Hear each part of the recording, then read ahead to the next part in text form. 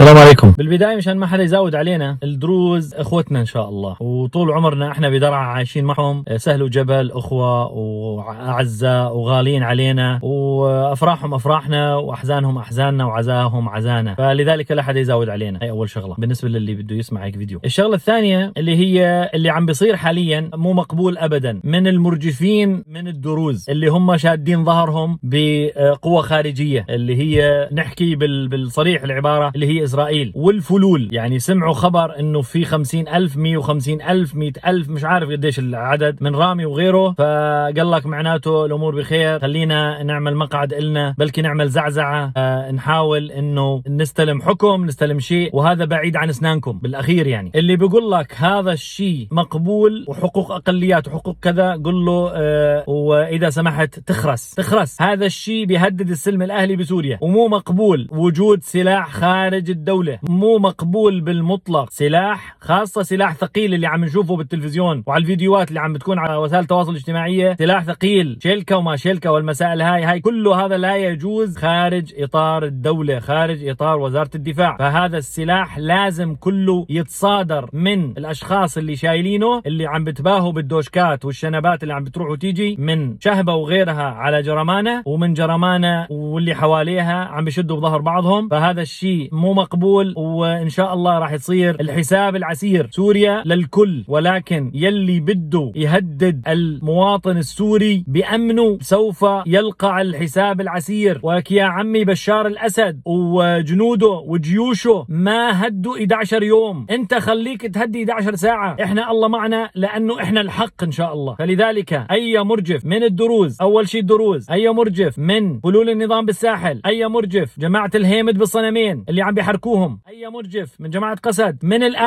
الاخر انتو راح يكون مصيركم الفناء ولمزابل التاريخ باذن الله. سوريا للجميع. اما اللي بيوقف بوجه الدولة وبده يرفع سلاحه بوجه الدولة بيهدد السلم الاهلي، راح يكون حسابه عسير، والقادم اجمل ان شاء الله وافضل باذن الله. وعلى الفرامة. السلام عليكم.